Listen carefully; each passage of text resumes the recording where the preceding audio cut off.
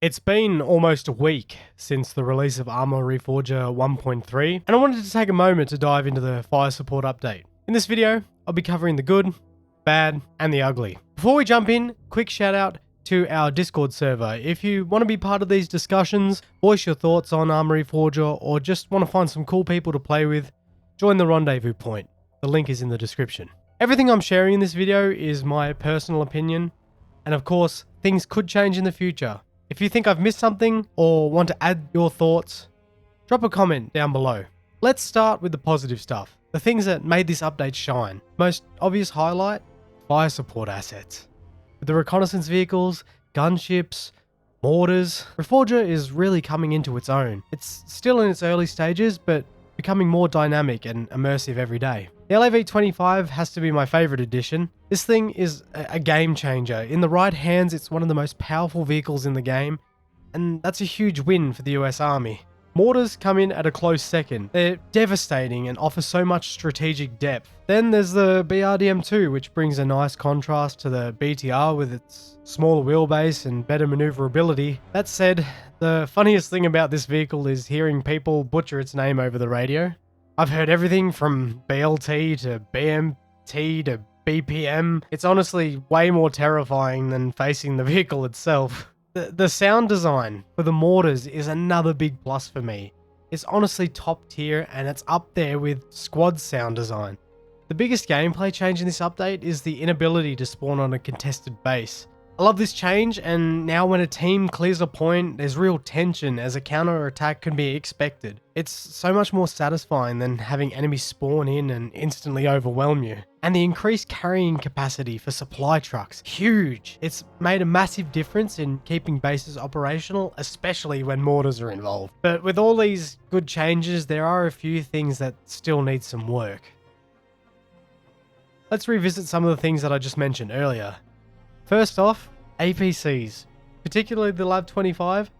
While it's pretty easy to use in third-person mode, things get insanely tricky in first-person servers. Periscopes just don't exist. If you're a driver of the LAV, you're constantly having to stick your head out of the hatch to see where you're going, and it's frustrating, especially in an intense combat scenario. And as a gunner in the BRDM or the BTR, you're either looking through the optics or staring at the armament, which is... For US players, the lack of a commander's optic for the LAV-25 is also a pretty glaring oversight, especially when compared to the BRDM, which does have a periscope, is kind of a kick in the balls, especially when you have a 7x optic as the gunner on an LAV. Another issue is XP progression. The changes to the supply truck capacity and the increased number of people running supplies are great, don't get me wrong.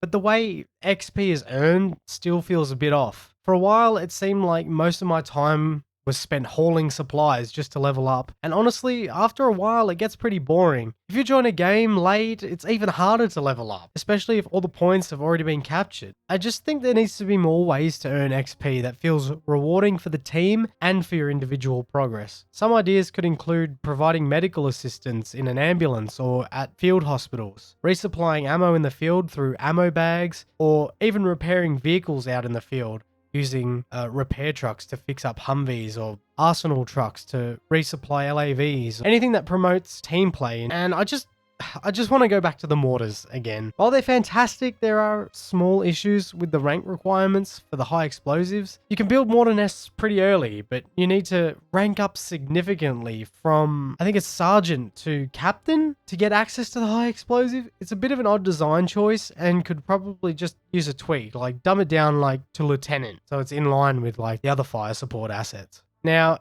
here's an idea that I don't think many people have mentioned, but it's one that I think could improve the overall experience.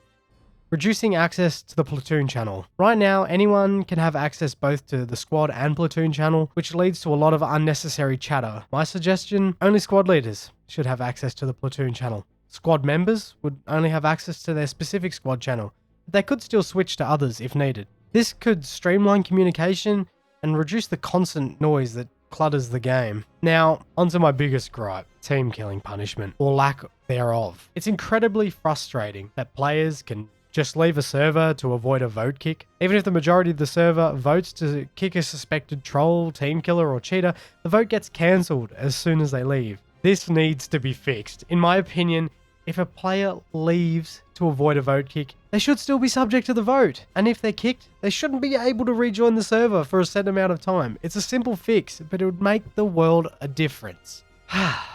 So what do you guys think? This update has a lot of potential, and I'm hoping that some of these issues will be addressed in the future. Realistically, I think 1.3 is a turning point for Reforger, and I can't wait to see where it goes from here. We're almost in April, and I'm dying to see what the devs have planned for the rest of the year. Roadmap when? Anyway, guys, thank you so much for watching. Let me know your thoughts down below, and I'll catch you guys out on the battlefield.